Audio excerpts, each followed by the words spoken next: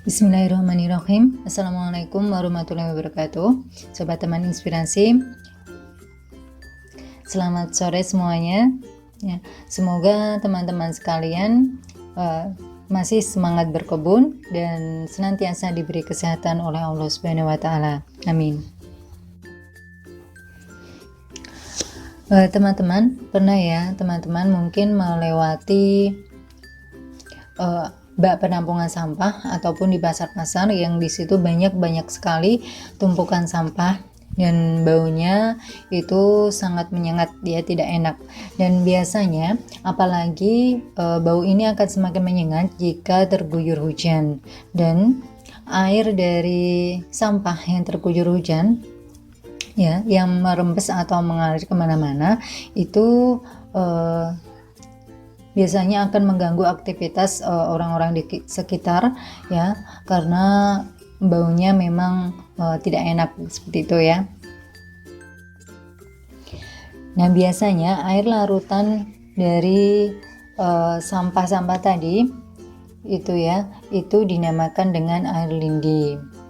Nah, mungkin bagi teman-teman pecinta tanaman sudah sering dengar ya yang disebut dengan air lindi. Namun di sini air lindi yang berasal dari sampah, tumpukan sampah yang di jalan-jalan itu biasanya kurang bagus, karena di situ bahan-bahan sampahnya itu banyak sekali barang-barang atau jenis-jenis sampah yang memang kurang bagus, seperti bahan kimia, kemudian bahan-bahan besi yang sudah berkarat, dan masih banyak lagi ya logam-logam seperti itu yang menyebabkan itu menimbulkan efek negatif baik untuk manusia ataupun untuk hewan dan juga tanaman.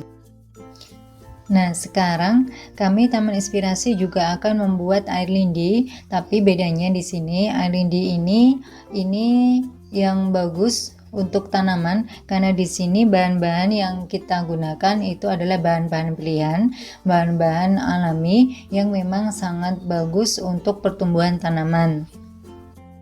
Nah, pada umumnya kita membuat air lindi ini adalah dari proses pengomposan ya.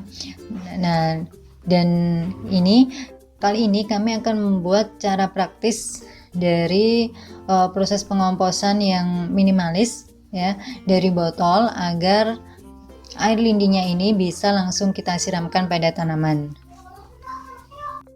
Sebenarnya air lindi sendiri dari hasil proses pengomposan itu bisa langsung digunakan untuk menyiram tanaman ya, tapi juga bisa dengan proses difermentasi terlebih dahulu.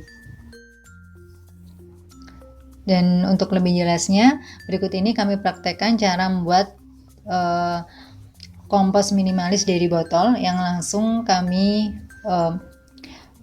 letakkan pada tanaman. Dan ini yang kami manfaatkan adalah air lindi yang nantinya keluar dari proses pengomposan di kompos dalam botol ini. Yang pertama, kita siapkan dulu botol yang sudah kita lubangi seperti ini. Lubangnya cukup di bagian bawah saja dan tidak perlu terlalu banyak, seperti itu. Dan bagian atasnya, untuk bagian botol di sini di bagian bawah ya, bagian bawah botolnya kita potong seperti ini ya, tapi jangan dipotong seluruhnya.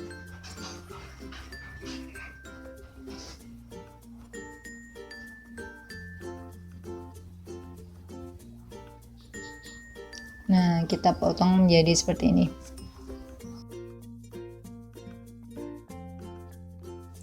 Nah, sekarang cara membuat kompos untuk menghasilkan ide yang bagus yang langsung bisa kita siram ke tanaman.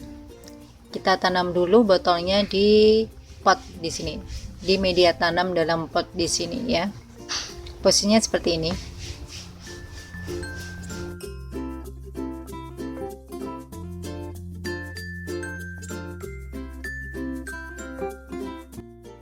Seperti membuat kompos pada umumnya, kita bisa menyiapkan di sini ada berbagai macam jenis sampah dapur. Bisa kulit buah-buahan, kulit pisang, kulit jeruk, dan kulit pir, kulit semangka ya, dan masih banyak lagi, serta bisa sayur-sayuran.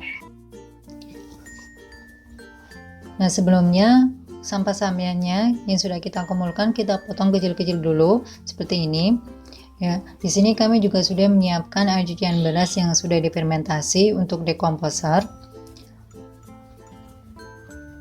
Dan juga ada tanah. Teman-teman juga bisa menggunakan kompos yang sudah jadi.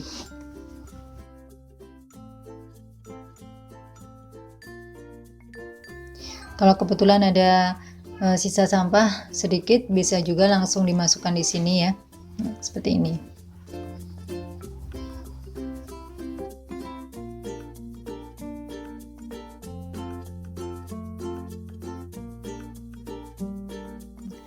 Kita masukkan sampah-sampahnya yang sudah kita potong kecil-kecil.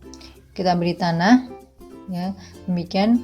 Karena ini botolnya kecil, ini cukup 2 lapis kira-kira bisa ya, seperti itu. Baru di atasnya nanti kita beri tanah dan kemudian kita siram dengan air cucian beras sebagai dekomposer.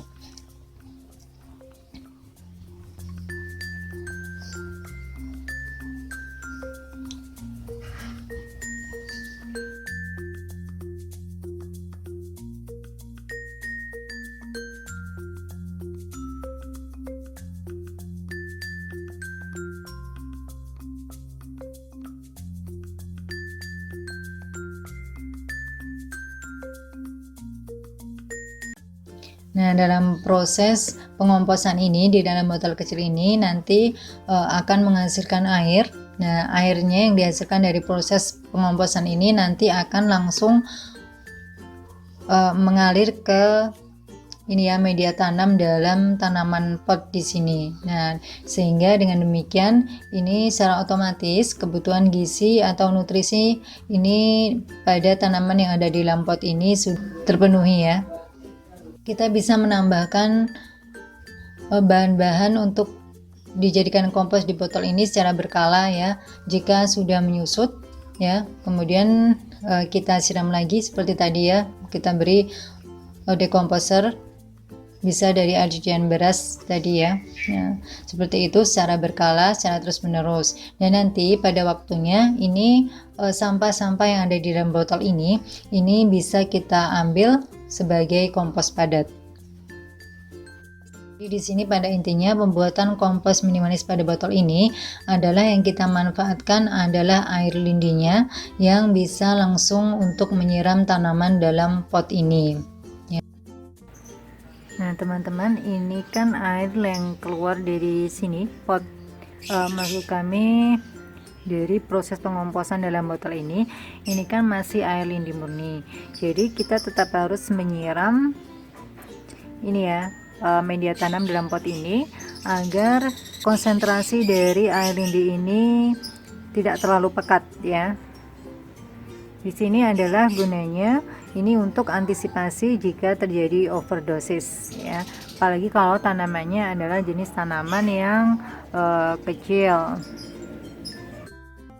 Jadi sekali lagi kami ulang ya, sebenarnya air lindi ini adalah cairan yang merembes ke bawah dari tumpukan sampah yang terbentuk karena pelarutan dari materi-materi yang terlarut dan proses pembusukan oleh aktivitas mikroba. Setelah tentunya ada air ya yang menyiram, baik itu dari air hujan ataupun air yang masuk dalam tumpukan sampah tersebut. Bedanya dengan air lindi yang kita buat tadi ya, itu adalah dari bahan-bahan yang kita gunakan ya. Jadi bahan-bahan baku yang kita gunakan tadi adalah bahan-bahan pilihan, bahan-bahan organik dari sampah-sampah limbah dapur ataupun buah-buahan, sehingga bagus untuk tanaman. Memang air lindi yang memang dari bahan-bahan yang sudah pilihan ini sangat bagus untuk penambahan nutrisi pada tanaman kita. Jadi demikian teman-teman informasi yang bisa kami sajikan tentang bagaimana membuat kompos minimalis dalam botol ya, dan bagaimana cara membuat air lindinya serta pemanfaatannya ya, dalam skala rumahan dan dalam skala kecil. Semoga sajian tadi bermanfaat. Kami mohon maaf jika dalam tutur kata dan penyajian video ada yang kurang berkenan di hati rekan sekalian. Terus berdoa kepada Allah Subhanahu wa taala di setiap aktivitas kita agar aktivitas yang kita lakukan terus mendapat petunjuk darinya. Sekian dari kami. Wassalamualaikum warahmatullahi wabarakatuh.